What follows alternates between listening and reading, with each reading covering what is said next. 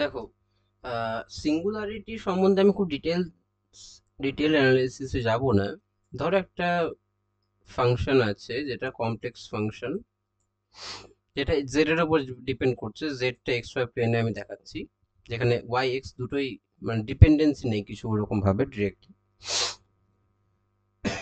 তো যদি ফাংশনটা এরকম টাইপের হয়, ধরো 1/z মাইনাস এ, তার মানে যখন এই জেড এর ভ্যালু যখন আমি এ বসিয়ে দেবো তখন কি হচ্ছে, 1/0 মানে ডাইভার্জ করে যাচ্ছে,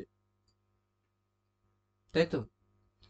এরকম টাইপের যদি ফাংশনটা হয়, সেই সব ক্ষেত্রে এই জেড ইকুয়ালস টু এ, ধরো জেড ইকুয়ালস টু এ হচ্ছে এই পয়েন্টটা, তাহলে এই পয়েন্টটা বাদ দিয়ে বাকি এই এই পার্টিকুলার ফাংশনটা ক্ষেত্রে দেখো, জেড ইকুয়ালস টু এ বসালে তখন ডাইভার্জ করছে, আদারওয়াইজ করছে না। তখন এই বলবো কি না, এই পয়েন্টটাতে ফাংশন অ্যানালাইটিক নয়, বাকি পয়েন্টগুলোতে অ্যানালাইটিক হওয়ার চান্স আছে, বাট এই পয়েন্টে নয়, এই পয়েন্টটা বাদ দিয়ে বাকি জায়গাতে হওয়ার চান্স আছে, রাইট? চেক করতে হবে সব কটাই, মানে অ্যানালাইটিক হওয়ার জন্য যা যা পয়েন্ট চেক করতে হয়, সিঙ্গেল ভ্যালু কিনা, এসব এসব, হ্যাঁ ডিফারেন্সিয়াল ভ্যালু কিনা। তো ডাইভার্জ এই পয়েন্টটা বাদ দিয়ে, ঠিক যেমন আগের বার বলেছিলাম 1/z, এটা অ্যানালাইটিক, বাট এখানে জেড ইকুয়ালস টু জিরো বসিয়ে দিলেই এখানে জেড ইকুয়ালস টু জিরো, এখানে জেড ইকুয়ালস টু এ, এইগুলোকে বলা হচ্ছে পোল। তো এই সিঙ্গুলারিটিটা বলা হচ্ছে pole singularity, okay? Pole, right? বেশ, এখন সিম্পলি কানেক্টেড রিজিয়ন কোনটাকে বলা হয়?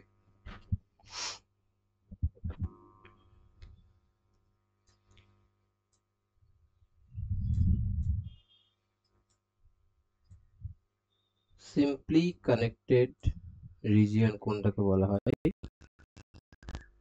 সিম্পলি কানেক্টেড রিজিয়ন হচ্ছে যখন একটা, ধর আমি লুপ নিচ্ছি, যেটা বরাবর আমি ইন্টিগ্রেশনটা করব, জেনারেলি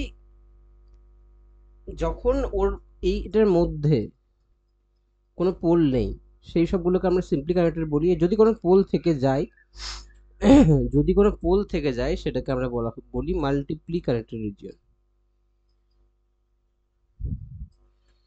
মাল্টিপ্লি কানেক্টেড রিজিয়ন। তো আমি এটা ডিটেলসে বা এক্স্যাক্টলি এটাই কিনা সেটার মধ্যে যাচ্ছি না, আমি জাস্ট ওভারভিউটা দিলাম এটাতে, ঠিক আছে? এখন একটা খুব ওয়েল নোন গ্রিনস থিওরেম আছে, সেটা লিখছি, এবং সেটা এখান থেকে কতটা প্রুফ করা যায় সেটা দেখছি কমপ্লেক্স অ্যানালাইসিস। গ্রিনস থিওরেম কি বলে, যদি এম আর এন এক্স আর ওয়াই ফাংশন হয়, তাহলে M dx plus N dy closed loop যদি আমি নিই, এই ইন্টিগ্রেশনটা হবে সারফেস ইন্টিগ্রেশন যদি আমি নিই, del N del X minus del M del Y dx dy, এটা এই সারফেস ইন্টিগ্রেশনটার সাথে সমান হবে। ওকে, এটা গ্রিনস থিওরেম। এটা কমপ্লেক্স থেকে কতটা আসছে বা এটা ভেরিফাই করা যাচ্ছে কিনা একটু চেক করে দেখি। দেখো,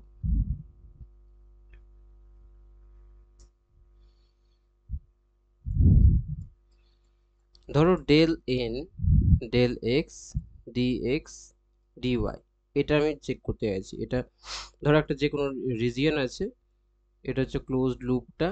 হুম, এই পয়েন্টটা ধরো, এই নিচের পয়েন্টটা ধরো এ, এদিকের এক্সট্রিমে যে পয়েন্টটা আছে সেটা ধরো বি, উপরের দিকের এই পয়েন্টটা ধরো সি, আর এইদিকে এই পয়েন্টটা ডি ধরো, ওকে?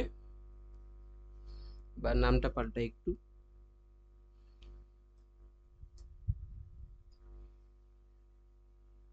নামটা পাল্টা একটু, এটা এ, এটা বি, এটা সি ধরো, এটা ডি ধরো, ঠিক আছে? তো এটা সারফেস ইন্টিগ্রেশন, এক্স ওয়াই দুটোর উপরেই কাজ করবে। ধরো এটা ওয়াই এর উপর ইন্টিগ্রেশন, এটা এক্স এর উপর ইন্টিগ্রেশন। এখন এই পার্টটা কনসিডার করো, কি ডেল এক্স ডিএক্স ইয়ে করে দাও, মানে মনে মনে জিনিসটা ভেবে নাও যে এটা কেটে গেল, বাট অ্যাকচুয়ালি এরকম হয় না কিছুই। বাট এটা যখন আমি এক্স এর উপর ইন্টিগ্রেশন করছি তখন এক্স, বেশ এখানে এক্স এর লিমিটগুলো বসাই, ওয়াই এর লিমিটগুলো বসাই। এখানে এটা এক্স এর ধরো x2 লিমিট, এটা ধরো x এর x1 লিমিট, এটা ধরো y এর y1 লিমিট, আর এটা ধরো y এর y2 লিমিট। ওকে, তো এখানে n x আর y এর ফাংশন, এখানে x2 y minus n x1 y, ঠিক আছে, রাইট? কি করলাম এটা, মানে কি ইন্টিগ্রেশন মানে কি, এটা n উপরে আপার লিমিট থাকবে x2 আর নিচে লোয়ার লিমিট থাকবে x1। কি কেন যাচ্ছে, আমি জেনারেলি অ্যান্টি ক্লকওয়াইজ ধরি, ঠিক আছে, যে অ্যান্টি ক্লকওয়াইজটাকে পজিটিভ ধরা হয় আর ক্লকওয়াইজটাকে নেগেটিভ ধরা হয়। তো এটা অ্যান্টি ক্লকওয়াইজ হয় তাহলে ফাইনাল হচ্ছে x2 আর ইনিশিয়াল হচ্ছে x1, তাহলে x1 থেকে x2 তে যাচ্ছে, তাহলে এটা এরকম। তো এটা মানেই তো হচ্ছে, এটা মানে কি, এটা মানেই হচ্ছে এটা, রাইট?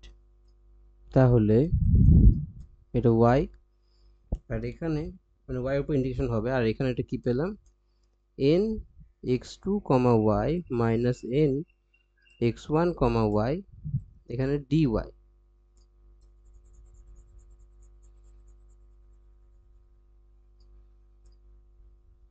রাইট? এখন y এর উপর এবার এটা হবে, মানে এটার উপর y এর ইন্টিগ্রেশন হবে, এটার উপর y এর ইন্টিগ্রেশন হবে।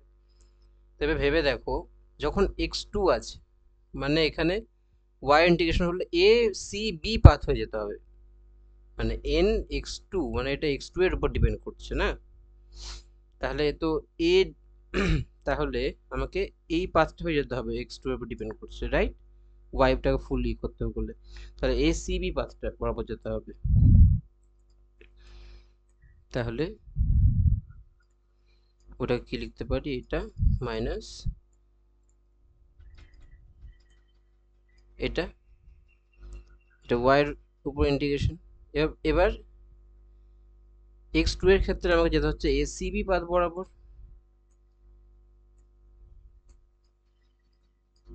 আর x1 এর ক্ষেত্রে যেতে হবে কোন পাথ বরাবর, দেখো x1 এর ক্ষেত্রে যেতে হবে, x1 এর ক্ষেত্রে যেতে হবে adb পাথ বরাবর।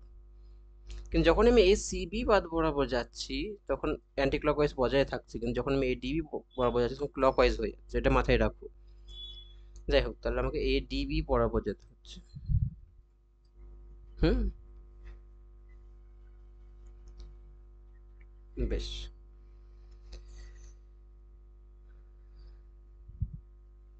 তাহলে প্রথমটা যখন acb বরাবর আমি n dy করছি, এবার তুমি একটু ভেবে দেখো, acb বরাবর আমি যখন n dy করছি, এটা হলো এটা, আর দ্বিতীয়টাতে adb বরাবর আমি n dy করছি। তো আমি এটাকে তো ডিরেকশন যদি উল্টে দিই, আমি bda বরাবর যদি করে দিই, তাহলে একটা মাইনাস সাইন চলে আসবে, ক্লকওয়াইজ থেকে অ্যান্টি ক্লকওয়াইজ করলে একটা মাইনাস সাইনে ফ্লিপ আসবে। তাহলে এটাকে আমি কি করছি, bda করে দিচ্ছি।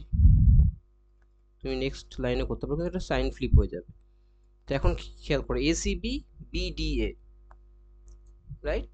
এখন প্রথম টার্মের জন্য acb যাচ্ছি, তারপর bda যাচ্ছি, আর পুরোটাই হচ্ছে অ্যান্টি ক্লকওয়াইজ, তাহলে পজিটিভ থাকলো। তার মানে এটা আমি আবার লিখছি না, এটা তো ফুল লুপটা হয়ে গেল n dy, রাইট?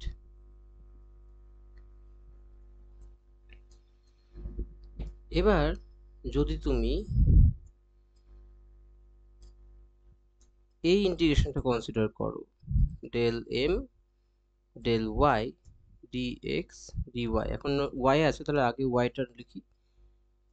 তাহলে কি করছি, আগের মতো ক্যালকুলেশন করব, x, এবার এখানে m এর ফাইনাল, মানে mটাও তো xy এর ফাংশন না, x টাকে ভ্যারিয়েবল আর এক্সট্রিমে চলে গেল এইটা, মানে আমি কোনটা ইন্টিগ্রেশনটা করলাম, আগে যেমন করেছিলাম এখন এই পোর্শনটার ইন্টিগ্রেশনটা করলাম, রাইট, y এর সাপেক্ষে। আর এখানে m x y1 dx। প্রথমটা দেখো y2, টার্মগুলো আরেকবার লিখি, mx y2 dx minus mx y1 dx। প্রথমটা y2 বরাবর যাচ্ছে, x এর উপর ইন্টিগ্রেশন হচ্ছে, মানে x টা ভ্যারি করছে, y2 বরাবর যাচ্ছে, y2 হচ্ছে এইটা, আর x টা ভ্যারি করছে, মানে dbc এদিক বরাবর ক্লকওয়াইজ, তার মানে dbc, রাইট? তো এখানে dbc, আর দ্বিতীয়টা x y1 বরাবর যাচ্ছে আর x টা ভ্যারি করছে, তার মানে দ্বিতীয়টা হচ্ছে DAC। তো এটা এটা অটোমেটিক অ্যান্টি ক্লকওয়াইজ হয়ে গেল, DAC DAC। এগুলো তুমি পরের লাইনে লিখতে পারো। আবার পরের লাইনে যেটা করতে পারো, DACটাকে দেখো, DACটা তাহলে DBCটা ছিল এদিক বরাবর আর DACটা এদিক বরাবর, তো আমি এটাকে CAD করতে পারি, একই দিকে হয়ে যাবে আগের মতো, কিন্তু তখন এটা সাইন ফ্লিপ হবে। তো এটাকে আমি পরের লাইনে করতে পারি, এটা সাইন ফ্লিপ করলাম আর এটাকে আমি CAD করে দিলাম, CAD। তাহলে এখন দেখো ডিবিসি সিএডি,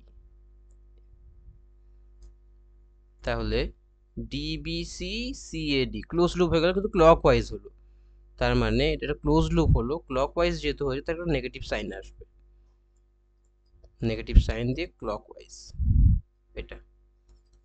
তাহলে তাহলে